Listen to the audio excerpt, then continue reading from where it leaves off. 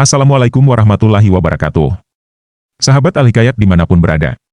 Alhamdulillah dan terima kasih kepada yang sudah like dan subscribe. Semoga selalu dalam lindungan Allah dan dipanjangkan keberkahan umurnya. Amin ya robbal alamin.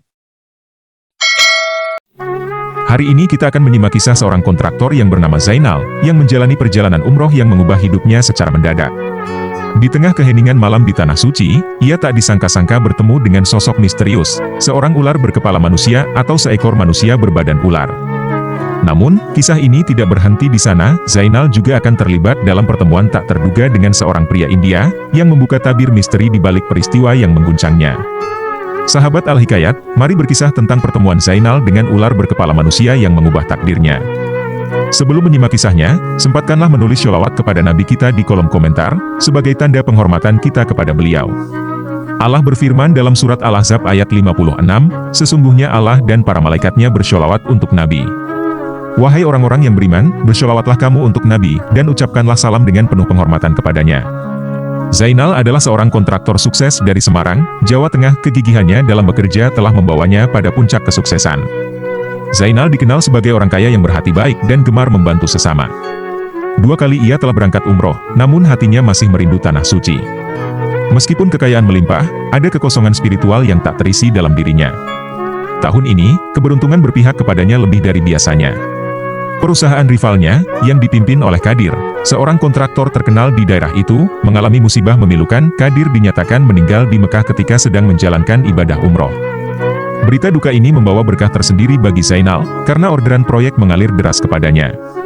Penghasilan meningkat tajam, namun kekayaan materi tidak mampu mengusir kesunyian dalam hatinya. Suatu sore, saat Zainal duduk termenung di balkon rumahnya, ia merenungi hidupnya.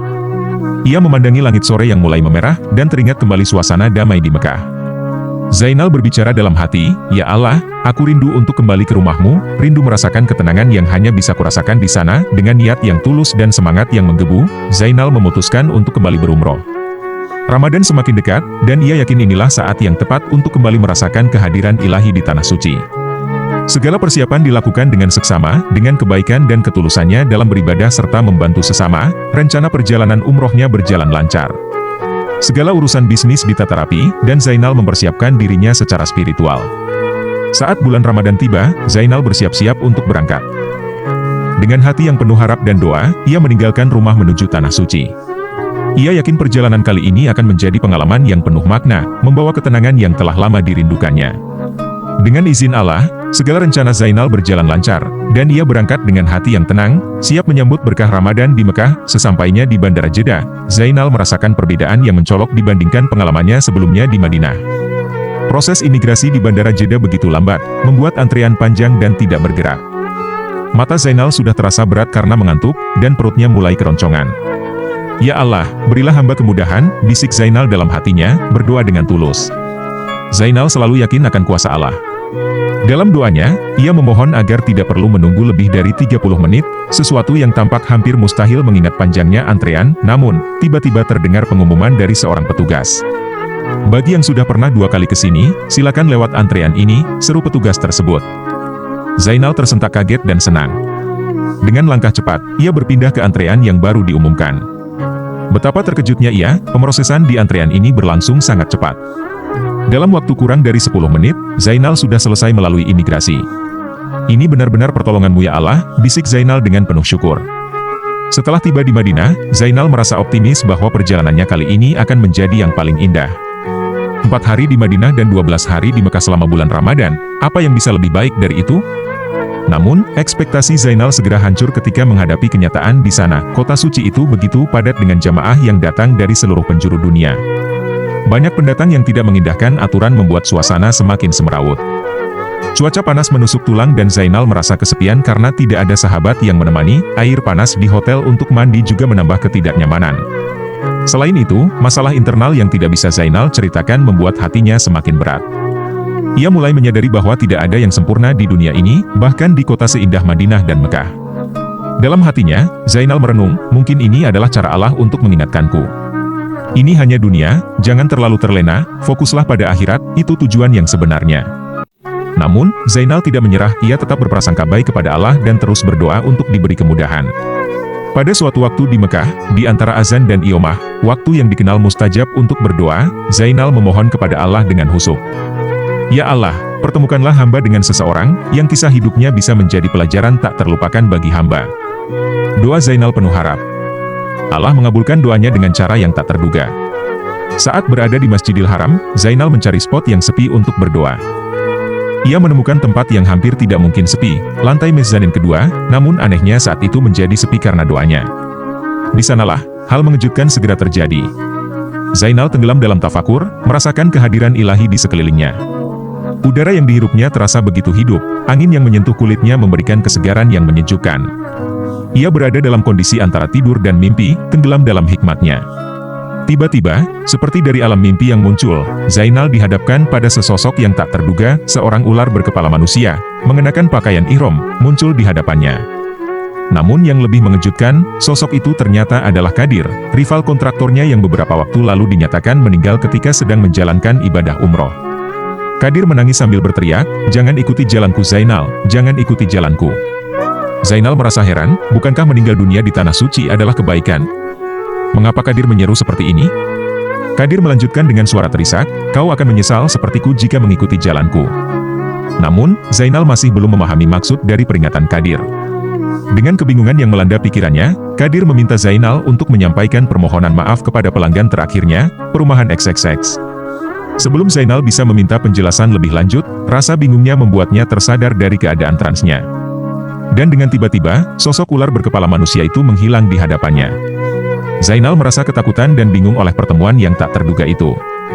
Ia berusaha memahami apa yang baru saja terjadi, namun pikirannya masih dipenuhi oleh kebingungan dan ketakutan yang melanda.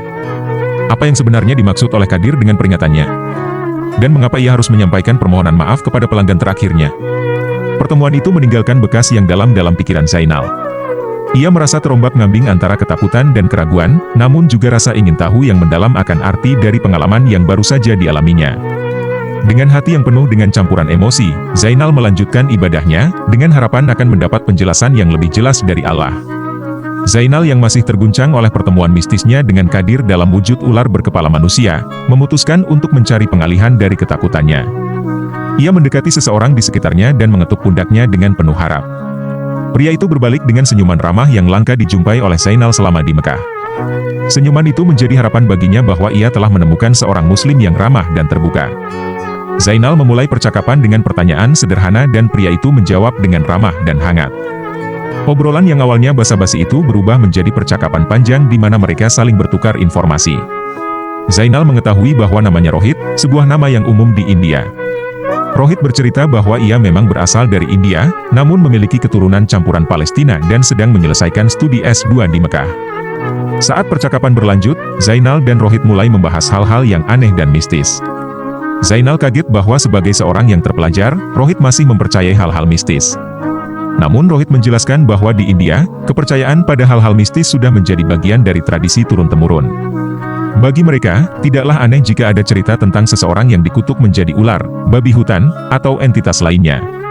Menurut mereka, di balik hal-hal tersebut, terdapat pelajaran dan hikmah yang tersembunyi. Zainal pun menceritakan pengalaman barunya kepada Rohit tentang pertemuannya dengan ular berkepala manusia yang menyerupai Qadir. Rohit menyarankan agar Zainal mencoba menemui sosok tersebut lagi karena mungkin ada sebuah misteri yang bisa diungkap atau masalah umat yang perlu diselesaikan. Ketika Rohit menyebutkan tentang perumahan seperti yang disampaikan oleh Qadir, Zainal baru sadar bahwa itu adalah proyek perumahan yang mangkrak yang ditinggalkan. Namun, ia masih belum mengerti apa hubungannya dengan pertemuan mistisnya atau permohonan maaf yang disampaikan oleh Qadir. Percakapan antara Zainal dan Rohit tidak hanya mengalihkan perhatian Zainal dari ketakutannya, namun juga membuka wawasan dan pemahaman baru bagi keduanya. Malam telah larut ketika Zainal memutuskan untuk memanggil Qadir kembali esok malam. Dengan hati yang penuh harap, ia berdoa dan memohon kepada Allah agar dipertemukan kembali dengan sosok ular berkepala manusia yang menyerupai Qadir tersebut. Tak berapa lama kemudian, permohonannya terjawab saat Qadir datang dengan langkah-langkah yang berat. Di tempat yang sunyi, Zainal dan Qadir duduk berhadapan. Qadir menjelaskan semua rahasianya bahwa ia sedang diazab oleh Allah karena menggunakan uang haram untuk pergi umroh. Ia mengakui bahwa telah membawa kabur uang dari proyek perumahan XXX yang belum selesai. Azab yang diserupakan menjadi ular adalah pertanda bahwa ia malas mencari rezeki yang halal dan memilih jalan pintas yang tidak benar. Dengan suara yang penuh penyesalan, Kadir berpesan kepada Zainal. Zainal merasa terpukul mendengar pengakuan dan pesan terakhir dari Kadir. Ia berjanji dalam hati untuk menyelesaikan permasalahan proyek perumahan yang dimaksud dan berharap dapat membantu para pelanggan yang terdampak oleh tindakan Kadir. Setelah kembali ke tanah air, Zainal segera menyelesaikan permasalahan pada proyek perumahan tersebut. Awalnya, ia tidak bercerita tentang pengalaman spiritualnya di Mekah, melainkan hanya fokus pada penyelesaian masalah. Namun karena ia menyadari bahwa ini adalah pelajaran yang berharga bagi semua, Zainal memutuskan untuk bicara semuanya, berharap mereka memaafkan ulah Kadir. Dengan penuh kejujuran dan keikhlasan, Zainal menceritakan pengalamannya di Tanah Suci kepada semua pihak yang terlibat. Ia berbagi pelajaran bahwa jalan menuju keberkahan dan kesuksesan bukanlah dengan cara menipu dan menggunakan uang haram. Ia juga membagikan pesan dari Kadir tentang pentingnya mencari rezeki yang halal dan menghindari jalan pintas yang tidak benar. Demikianlah kisahnya. Kurang lebihnya mohon maaf. Dan jangan lupa subscribe dan tulis sholawat kepada Nabi. Wallahu a'lamu bishawab. Wassalamualaikum warahmatullahi wabarakatuh.